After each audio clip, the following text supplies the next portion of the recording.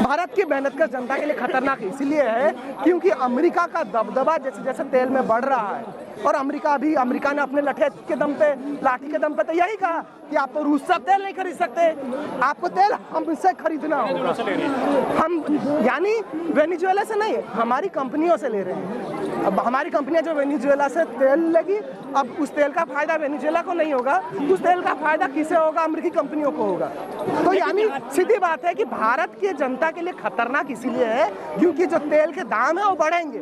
तेल के दामों का बढ़ने का मतलब आप समझ रहे हैं, डॉलर का महंगा होना, डॉलर का दबदबा बढ़ने का मतलब है कि जो आम भारतीय है उसके लिए तेल महंगा होगा। तेल महंगा होगा तो रोटी, कपड़ा, मकान, भारत का ट्रांसपोर्ट, हर एक चीज जो है वो महंगी होगी। यानी भारत की जनता के लिए ये सीधे सीधे दिक्कत है। हम भारत की सरकार के लिए, भारत की विदेश नीति के लिए बहुत चिंताजनक है कि हम एक वॉर क्रिमिनल के साथ खड़े हैं। जो अमेरिका तेल के भंडारों पे अपना कब्जा बनाए रखने के लिए, तेल के उत्पादन और तेल के सप्लाई पे अपना कब्जा बनाए रखने के लिए, तेल का व्यापार सिर्फ और सिर्फ डॉलर में हो, ये दबदबा बनाए रखने के लिए जो तमाम हमले कर रहे हैं, जो तथाकथित शांति के नाम पे जो हमले हो रहे हैं, हम उन हमलों के खिलाफ हैं। और हम ये लगातार ये बात कह रहे हैं कि युद्ध जो है, अमेरिकी साम्राज्यवाद जो है, अमेरिका की जो शोषणकारी, लूटने वाली जो रवायत रही है, जो कोशिशें रही है, हम उसके विरोध में यहाँ पे मौजूद हैं। लेकिन कह रहे हैं कि डेमोक्रेसी आएगी, डिक्टेटरशिप खत्म हो गई है। देखिए सीधी बात है, अमेरिका तो जाके डिक्टेटरशिप ही अपना कर रहा है ना। अमेरिका ने वेनेजुएला पे क्या किया? हम देखते हैं कि तेल के भंडार वेनेजुएला में थे और अमेरिका को तेल के भंडारों पे कब्जा चाहिए, तो उसने सबसे पहला काम क्या किया कि वहां के राष्ट्रपति को उठा लिया। ये तो यही बात हुई कि मोदी जी अपने पार्लियामेंट में बैठे हैं और अमेरिका कहे कि भारत के कोयला पे, भारत के लोहे पे अब अमेरिका का हक है और वो भारत के प्रधानमंत्री को उठा के ले जाता, आपका उसका समर्थन करेंगे? अरे भारत में क्या होगा ये भारत की जनता तय करेगी। ईरान में क्या होगा ये ईरान की बहुसंख्यक जनता तय करेगी। अब ये आप ईरान पे छोड़िए ना, आप अपने आप को क्यों पंच बनाए हुए हैं? आप इसीलिए पंच बने हुए हैं क्योंकि आपको अपने तेल कंपनियों के लिए, आपको अपने लिए तेल का दबदबा चाहिए। आप ये चाहते हैं कि जो तेल है, जो कच्चा तेल है, जो दुनिया की अर्थव्यवस्था को चलाने के पीछे की सबसे जरूरी चीज है, उस पे अपना कब्जा हम बनाए रखें। इस कब्जे को मैं एक बार समझाने की कोशिश करूं कि ये कब्जा हकीकत में है क्यों और ये भारत की मेहनत का जनता के लिए खतरनाक क्यों है, ये समझना जरूरी है। भारत की मेहनत का जनता के लिए खतरनाक इसलिए है क्योंकि अमेरिका का दबदबा जैसे जैसे तेल में बढ़ रहा है और अमेरिका ने अपने लाठी के दम पे तो यही कहा कि आप तो रूस से तेल नहीं खरीद सकते, आपको तेल हमसे खरीदना होगा। हम यानी वेनेजुएला से नहीं, हमारी कंपनियों से ले रहे हैं। अब हमारी कंपनियां जो वेनेजुएला से तेल लेगी, अब उस तेल का फायदा वेनेजुएला को नहीं होगा, उस तेल का फायदा किसे होगा? अमेरिकी कंपनियों को होगा। तो यानी सीधी बात है कि भारत की जनता के लिए खतरनाक इसीलिए है क्योंकि जो तेल के दाम है वो बढ़ेंगे।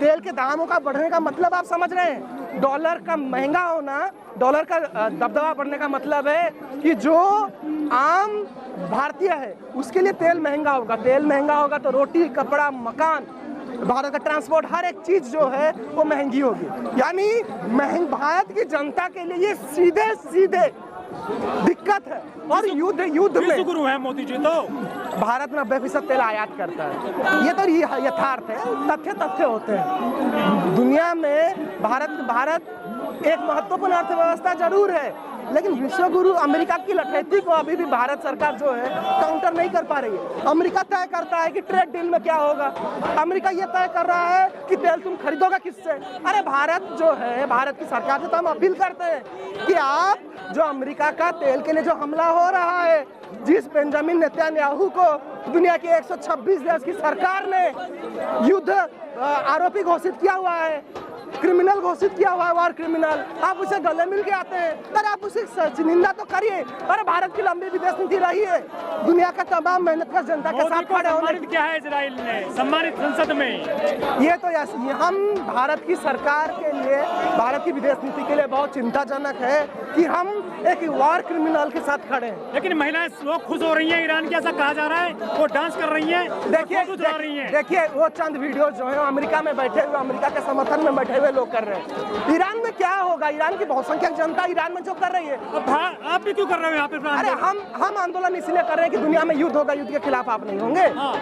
हमने ब्रिटिश आक्रमण का दर्द झेला है, गुलामी क्या होती है हमें पता है, और जब गुलामी क्या होती है हमें पता है तो हम गुलामी के खिलाफ तो बोलेंगे ना, अमेरिका की तानाशाही के खिलाफ तो बोलेंगे ना। लेकिन आप इस तानाशाही के खिलाफ अगर कोई बोल, बांग्लादेश में हिंदू मारा जाता है तब नहीं आते, जब पहलगाम में मारा जाता है तब नहीं आते। आप रिसर्च किए आप इस पे? अरे सीधी बात है, सबसे पहली बात है, सबसे पहली आइए ना। हाँ देखिए, सबसे पहली बात जो है, जो मूल बात कहने की जरूरत है, एक तो जो तमाम चीजें हैं, हम दुनिया भर में कहीं पे भी अमन और शांति की बात है उसके साथ है, दुनिया में कहीं पे भी नफरत की बात है, नफरत के खिलाफ है, और हम उस नफरती व्यवस्था के खिलाफ है और गैर लोकतांत्रिक व्यवस्था के खिलाफ है जो दुनिया भर में चल रहा है। लेकिन सुनता लीजिए, जब श्रीलंका में लोगों का आंदोलन हुआ, जब श्रीलंका में लोगों ने ये बात कही कि हम संघर्ष करेंगे, हम श्रीलंका के जनता के साथ हैं। जब बांग्लादेश की जनता ने संघर्ष की बात की, हम संघर्ष के साथ। हम तो सीधे सीधे ये कह रहे हैं कि किस देश में क्या होगा ये उस देश की जनता को तय करने दीजिए ना। आप अपने आप को क्यों पंच बनाए हुए हैं? आप पंच इसीलिए बने हुए हैं कि आपको ताकत चाहिए। पूरा मामले में तो जनता सड़क पर क्यों? भारत सरकार जो है वो इजरायल के समर्थन में अभी गई है, और हम चाहते हैं कि भारत सरकार अपना रुख साफ करे। भारत सरकार का जो पुराना रुख रहा है, इससे पहले हम आप पुरानी सरकारों को देखिए, भारत कहती रही है, इजराइल जो जिस फिलिस्तीन और गाजा पे हमला करता है, उसी गाजा को लेकर भारत की सरकार ने स्टैंप निकाला था कि भारतीय और फिलिस्तीनी मेहनतकश जनता का संघर्ष जिंदाबाद। अब दुनिया में कहीं पे भी गरीब मेहनतकश मजदूर है, वो दिल्ली में है, वो देश के किसी भी हिस्से में है, देश में मणिपुर में हो, देश में कश्मीर में हो, देश में उड़ीसा में हो, और देश में गुजरात में हो, राजस्थान हरियाणा कहीं पे भी हो, भारत में हो, अमेरिका में हो, रूस में हो, ईरान में हो, फिलिस्तीन में हो, दुनिया के किसी भी हिस्से में अगर मेहनतकश जनता पे हमला हो रहा है उसके खिलाफ है। आप युद्ध के साथ हैं क्या?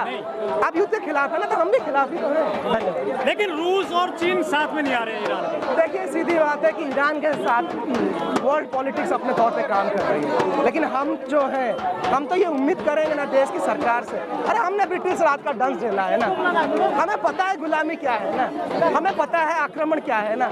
यानी अगर ये आक्रमण सही होता तो इतने जो सेनानियों ने आक्रमण के खिलाफ जो लड़ाई लड़ी, ब्रिटिश राज के खिलाफ लड़ाई लड़ी, वो गलत था। तो ब्रिटिश राज की लड़ाई क्या थी?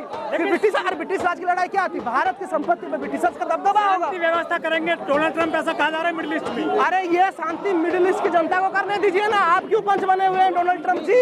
अगर शांति व्यवस्था करना चाहते हैं,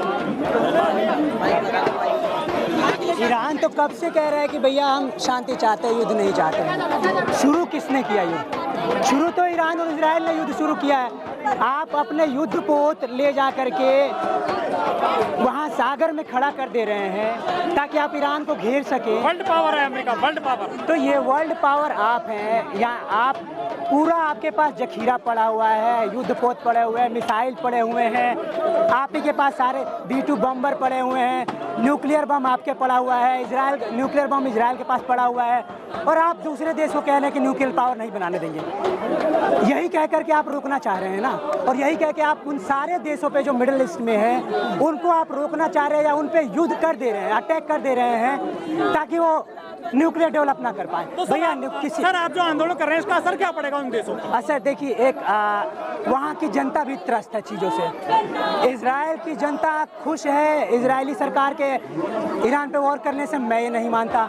अमेरिकी जनता ट्रंप के ईरान पे अटैक करने से खुश है, मैं ये नहीं मानता। वहाँ के लोग भी भैया दुखी हैं, बेरोजगारी है वहाँ पे, शिक्षा महंगी है वहाँ पे, महंगाई है वहाँ पे, और वहाँ भी इजराइल में, अमेरिका में विरोध प्रदर्शन चल रहे हैं। या तेल की लड़ाई है ये? सीधा बात है, तेल की लड़ाई है। तेल पे आप अपना कंट्रोल बनाए रखना चाहते हैं। तेल एक महत्वपूर्ण कमोडिटी है, और अमेरिका हमेशा से ये चाहता रहा है कि तेल का व्यापार डॉलर में हो, और जब जब इनको लगता है कि कोई चैलेंज कर रहा है, डॉलर की डोमिनेंस को चैलेंज कर रहा है, अपने पैसे में, अपनी करेंसी में वो ट्रेड करना चाह रहा है, तो उस देश पे अटैक करते हैं और अब अटैक को जस्टिफाई करने के लिए आप कुछ भी कह सकते हैं कि वो टेररिस्ट कंट्री है, वहाँ पे वेपन ऑफ मास डिस्ट्रक्शन है, कोई न्यूक्लियर बना रहा है। भारत पर क्या असर पड़ेगा यदि तेल महंगा होता है या युद्ध लंबा चलता है तो? देखिए, जितने भी युद्ध विश्लेषक हैं, युद्ध के एक्सपर्ट हैं, या अभी तक जो भी युद्ध हुए हैं, उसका एक बड़ा जो खामियाजा देश की बहुसंख्यक गरीब जनता को भुगतना पड़ता है। चीज़ें महंगी होती है क्योंकि ज़्यादातर चीज़ें युद्ध के काम में लग जाती हैं, और उस स्थिति में अगर ईरान में वॉर चलता है, तेल महंगा होगा तो यहाँ के सामान महंगे होंगे, और यहाँ के सामान महंगे होंगे तो जनता जो पहले से ही गरीबी से जूझ रही है, महंगाई से जूझ रही है, उसके लिए और आफत होगी। इसीलिए 57 देश है करीब पूरी दुनिया में मुसलमानों के, लेकिन यहाँ पर समर्थन में क्यों नहीं आ रहे ईरान के? ये पहले से लड़ रहे हैं अफगानिस्तान और पाकिस्तान। ये समस्या है।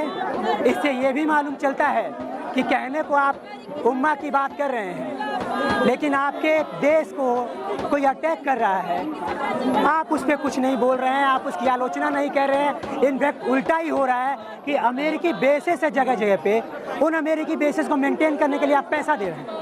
समस्या ये है, उसके पीछे सीधा सीधा कारण है, चाहे यूएई हो या सऊदी अरब हो, यहाँ पे अलग अलग अमेरिकी जो पूंजीपति हैं उनका इंटरेस्ट है। वो चाहे होटल खोले हुए हों, चाहे अपनी कंपनियां खोले हुए हों, और उन कंपनियों के नाम पे यहाँ पे विकास कर रहे हैं, जहाँ से दुनिया भर के ये विकास दिखा करके आप दुनिया भर के अमीरों को बुला रहे हैं, घर दे रहे हैं, और एक अय्याशी वाली लाइफस्टाइल दिखा रहे हैं। तो उसको पूरी दुनिया के मुसलमान सऊदी अरब जाते हैं, उसकी आर्थिक व्यवस्था मजबूत कर रहे हैं, चाहे उम्रा करने जाते हो, चाहे हज को जाते हो, तो ये उसका बायकॉट क्यों नहीं करते हैं? ये दुनिया भर के अमीरों का पैसा लगा हुआ है सऊदी अरब में, यूएई में, ठीक है, दुबई में दुनिया भर का पैसा लगा हुआ है, दुनिया भर के पूंजीपतियों का।